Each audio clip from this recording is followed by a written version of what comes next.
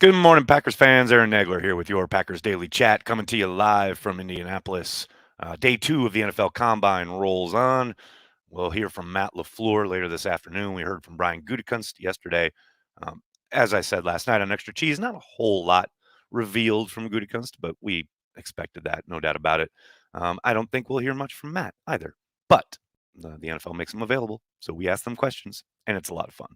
Hope you're all doing well. Good morning to everybody in the comments section. Good to see everybody, especially Big B is here. Always lovely to see Big B up in the comment section. Kevin, good morning. Dale, good morning from Indianapolis. I hope London is treating you well. What's up, Pogs? Pogs is here. Awesome. Mark, good morning. Continental breakfast or full? I've nibbled, but I will be having a full breakfast in a bit. TKM at his post. Always good to see. I want the 2024 draft in Green Bay. Alex, you are not alone. I know one Corey Banke shares that sentiment with you, as do I. I'd love to have the NFL draft in Green Bay. It'd be awesome. What else we got? What positions are on the field today? I don't think they're on the field till tomorrow. Is that right? No, today is Wednesday, right? So I think Thursday night is when they're first on the field, and I think it's QBs and a few others. 12's waiting. What is 12 waiting on? Come on now. Who it is a fool who tries to get inside the mind of Aaron Rodgers. Whatever he's waiting on it. And all we can do is bide our time. You know, as Brian said yesterday, the hope is to have a decision prior to free agency. Aaron said he's not going to drag this out past that point when he spoke at the end of the season, and I can only take him at his word. So when he's ready, he'll declare his intentions, and away we'll go. Mary Beth, good morning. Thank you. I am enjoying Indy, having a good time. Oh, I love it. Rogers Watch 2022. I know we're right back to Favre Watch. It's deja vu all over again.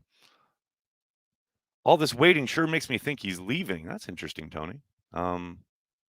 I don't know. All signs for me point to his return, but we'll see. I know Olive will be very upset if he doesn't, because she won't get that dog. If they do hold the draft in Green Bay in 2024, will it drive Banky nuts with all the peeps taking pictures by his house? I don't think he'll notice. Just go about his life. Could he say, "Yeah, I want to play," and Brian Gutekunst say, "Meh"? Well, Brian's made it very clear he wants to have him back.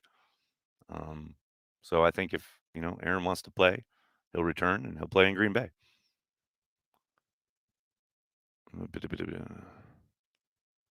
Rogers is still deciphering the results of his cleanse, and it is a dirty job. You guys are crazy. Is one of the concerns, Steve on Facebook, is one of the concerns for the defense creating more turnovers? Seems like Savage, Stokes, and others missed a lot of opportunities. I think they would tell you yes. I don't think they'd ever admit to that. A lot of times it's, the ball just bounced a certain way, etc. But you do want to take the ball away. The ball is life, and taking it away from the offense creates more opportunities for your offense and to score points and win games. And we know throughout the years, turnover differential is the number one indicator of wins and losses. Absolutely. I don't think there's any question. I think they did a pretty good job. They weren't a turnover machine, of course, creation-wise, but I thought they had a number of really nice. They did a nice job off the edge, both Rashawn Gary and Preston Smith, of disrupting the quarterback and dislodging the football. That's something that we haven't seen a lot of from the Green Bay Packers defense in the last decade or so. Thought they improved in that regard. Holding on interceptions, though, yeah, you'd like to see a little bit more of it. But hey, you can't argue with what Rasul brought to the table.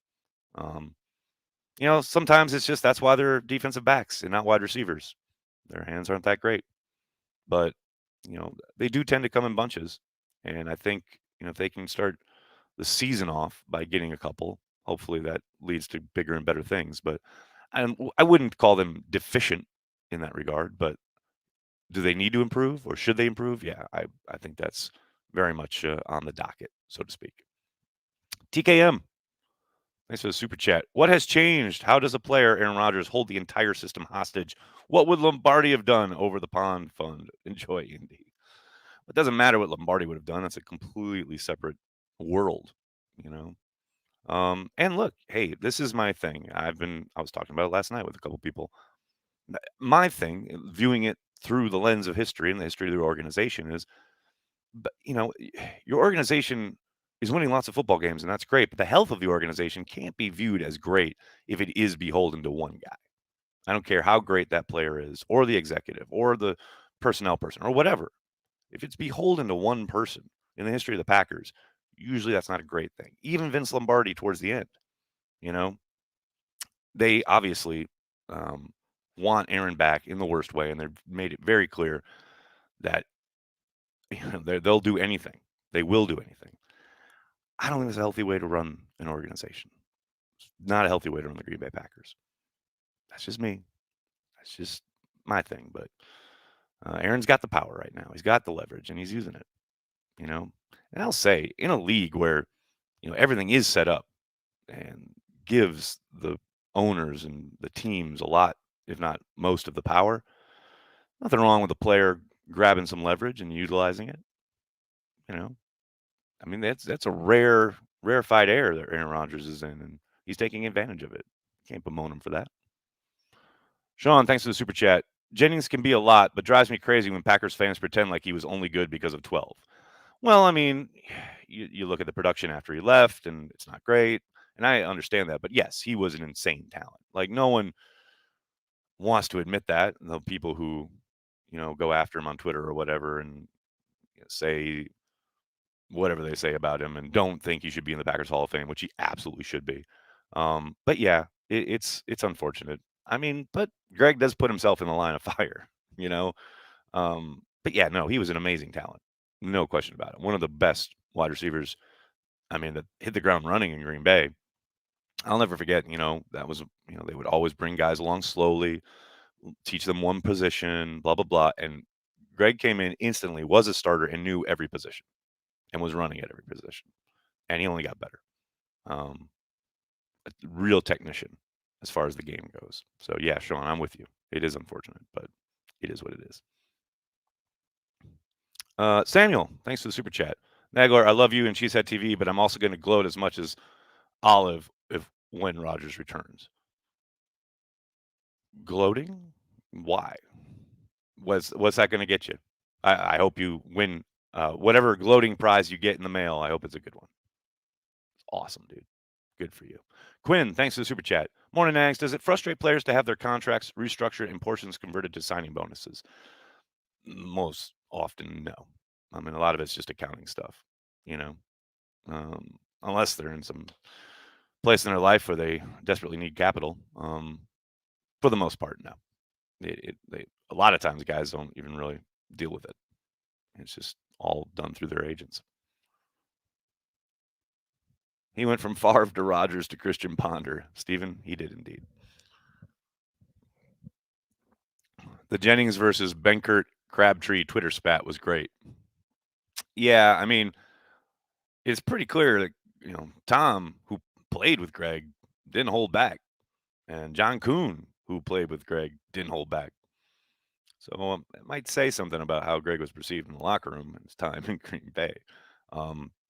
Banker's just Banker's just great. You talk about a guy who carries the G and who clearly enjoys being a Green Bay Packer. Banker is awesome. Love that guy. James, thanks for the super chat. Thanks for all you guys do at Cheesehead TV. Makes getting through the offseason much easier when you have somebody to help you through the stress.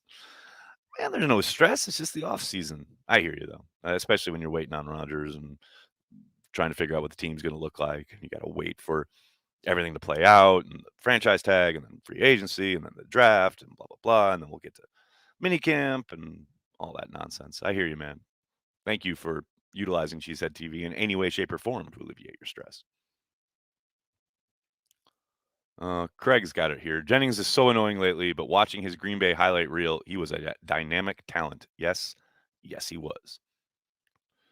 Hopefully, we can add a 14th championship to that jersey next year. That's what I've been saying. Get them before they're a collector's item. I've been waiting though. Last 2 years, we should have a, 21 and 22 down here, or 20 and 21. Driving me nuts.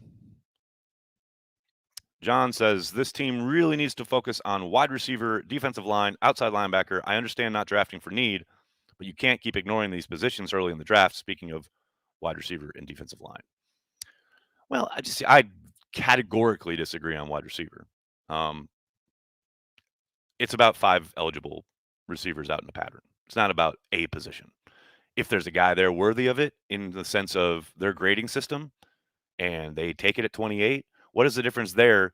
They take it there, right? Or say a different team at 34 takes the same guy, right? Well, now he's a second round wide receiver, right? And everyone looks at it completely differently than the Packers taking the same exact dude at 28. Then he's a first round wide receiver. None of that means anything. For the Packers, it's positional value. There are premium positions. Wide receiver is not one of them. Now, defensive line, I'm 1,000,000,000% with you on that one. Now, that I think has been derelict of duty, not providing more talent along the line with premium picks. There, I'm with you. Wide receiver, please. The Packers have the best wide receiver in the game, the absolute best wide receiver in the game, and they are 7-0 without him under Matt LaFleur. It's about positional value.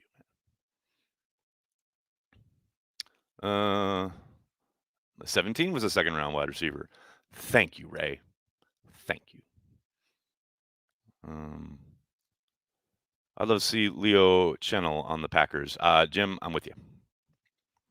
If either Rodgers or Love leave/traded, Tim Boyle is undrafted free or a unrestricted free agent. Do you think the Packers have any interest? That's an excellent question. I would think so if they went that route, if one of those guys leaves, but I don't think either of those guys are leaving. And I do think they like Benkert, so I wouldn't completely sleep on him. I also think if they were to move on from one or the other and they were looking at quarterbacks, I would not dismiss I know there's been rumblings and stuff online about Marcus Mariota. I would not put that past the Packers. I would not completely dismiss that to be a backup, not to be the starter. Do you agree with Vic that receivers are a dime a dozen? All right, now relax on that. I'm not saying they're a dime a dozen. I'm just saying positionally, value-wise, affecting the game, they're not as important as, say, defensive line or even corner, I would say. Doesn't matter where you get drafted, get in and do the work to become successful. Very well said, John. Tell him Donald Driver was a 7th round pick. Yeah, I know, but like Tom Brady was a 6th round pick. I mean, there are outliers. They do great stuff, and that doesn't mean much of anything. Folks, Dennis, when was the last time the Packers took a wide receiver in the first round? Ain't gonna happen. I mean, Javon Walker says hi. Saw this morning, Packers interviewed a quarterback at the Combine. Angela, I'm glad you brought that up. It's that time of year. Packers will talk to everybody. Maybe not every single prospect at the Combine, but they will talk to most of them.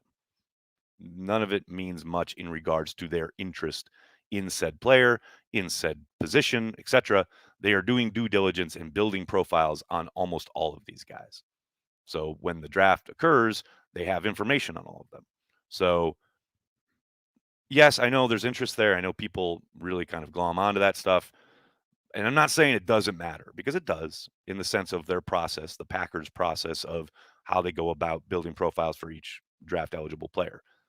But in the sense of like fans like looking at it from the outside, hoping and praying for certain players or positions, etc., the team talking to players here at the Combine means absolutely nothing in that regard. You can safely ignore it. It doesn't mean anything. It is part of the process. It's part of building blocks, and that's all it is. I could see the Packers trading their first pick to get more selections. Lucas, it's always a possibility, right? And it would be the most depressing live stream at Cheesehead TV ever. Can't wait till we wait all night for the Packers to get on the clock at 28 and then to have Brian trade back. That'd be lovely.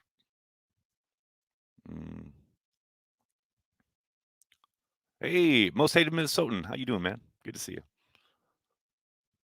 Who's next on the laundry list of restructures? Walter, I don't know if it's a restructure, but I think Preston Smith is in line for an extension. So I would keep your eye out on that. There's no doubt that the Packers are going to approach a few more people throughout this process, but I think Preston is probably going to get extended. And I also think a Jair Alexander extension maybe is not imminent, but it's coming. I'm late. I'm late. I'm late for an important date. What's up, Oz? How you doing, buddy? Hope you're enjoying Indy. I am enjoying Indy. Thank you very much. Oh, I saw Matt last night. He says hi, everyone. He says hi to Packers fans worldwide. The long draft 2017. Right. Thoughts on the Kyler Murray situation? I was talking about this last night. I understand the impetus behind it from the player side. I really do. But man, by making such a public push, especially that kind of statement that Eric, the agent, put out, you have now made sure that no matter what happens, if you pay him, if he gets paid or if he doesn't get paid, but especially if he doesn't get paid, every throw, every play is a referendum in 2022. And I understand that this happens all the time in the NFL. Every single week, every single play, we are judging them, etc. I get that. But man, you have just made sure that it gets cranked up to warp factor 100. Every interception is going to be, oh, well, why would you pay this guy? You know? Or you pay him and then there's a play where something, he gets sacked or whatever and misses a read or what have you. And oh, God, I can't believe they paid this guy, you know? And I get it. I know that's life in the NFL, but it's like unnecessary. It's inviting unnecessary scrutiny and pressure. There's enough already. Why put more on your client? I mean, you've done that to yourself. That's just weird to me. I mean, as far as like, does he, deserve it or whatever? If I'm the Cardinals, I don't pay. Not this year. Hell no. I know the CBA says you can now start negotiating. Okay, great. My negotiation is nah. I mean, the guy really regressed once Hopkins went out this year, and that's got to be a pretty significant red flag for the organization. I mean, and I'm not saying he's not talented because he absolutely is. Of course he is. But man, you cannot maybe not fall apart, but you can't regress, and your play cannot um, fall to a level where things looked so easy early in the season, and then the second back half of the year without Hopkins, a lot of it looked like a struggle. And I know it's a team game, no doubt about it. Quarterbacks get all the scrutiny, etc.